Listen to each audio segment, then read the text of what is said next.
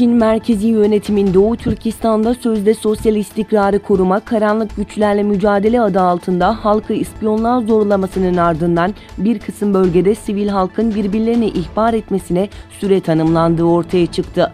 Türkistan Times'ın haberine göre Aksu şehri idari birimlerinin ortaklaşarak vatandaşlara sözde karanlık güçler olarak görülen veya şüphe duyulan kimseleri 30 Mayıs 2019 tarihine kadar ihbar etmeleri için süre verdiği bildirildi.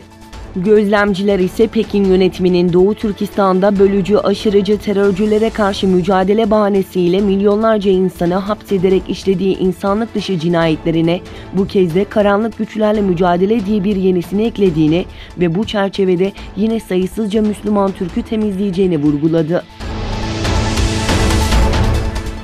Karamanoğlu Mehmet Bey Üniversitesi İnsan Hak ve Hürriyetleri Öğrenci Topluluğu tarafından Unutulan Vatan Doğu Türkistan konulu konferans düzenlendi. Konferansa sivil toplum kuruluşlarının temsilcileri ve öğrenciler katıldı.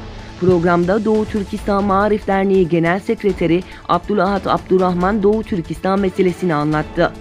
Diğer yandan Eskişehir Osman Gazi Üniversitesi İlahiyat Fakültesi tarafından düzenlenen Atayurt Doğu Türkistan Konferansı'nda Doğu Türkistan Milli Meclis Başkanı Seyit Tümtürk öğrencilerin sorularını yanıtladı.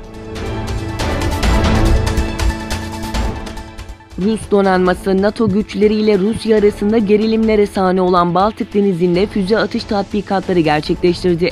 Yapılan tatbikatta Rus Sto-2 korvetinden füzeler ateşlendi. Görüntülerde ateşlenen füzeler denizdeki hedefleri başarıyla vurdu. Letonya Savunma Bakanlığı Sözcüsü Kaspars Galkins, 14 Nisan'da yaptığı açıklamada Rusya'nın Baltık Denizi'nde füze testleri yapmayı planladığını açıklamıştı. İran Dışişleri Bakanı Zarif, ABD'nin mevcut yönetiminin tek taraflı adımlarına karşı çıkılması çağrısında bulunarak bu politikaların diğer milletleri de tehdit etmeye başlayacağını belirtti. İran Dışişleri Bakanlığı'ndan yapılan açıklamaya göre, Katar'ın başkenti Doha'da gerçekleştirilen Asya İşbirliği Diyaloğu 16. Dışişleri Bakanları toplantısına katılan Zarif, burada yaptığı konuşmada ABD'nin politikalarını eleştirdi.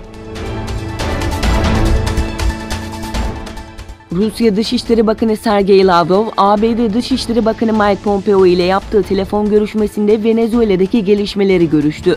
Yapılan görüşmede Lavrov'un Pompeo'ya, Washington'un muhalefetin iktidarı ele geçirmeye çalıştığı Venezuela'nın iç işlerine müdahalesinin kabul edilemez olduğunu vurguladığı belirtildi. Ayrıca açıklamalarda bulunan ABD Dışişleri Bakanı Mike Pompeo, eğer gereken buysa Venezuela'ya askeri harekat mümkün, ancak barışçıl geçişi tercih ederiz dedi.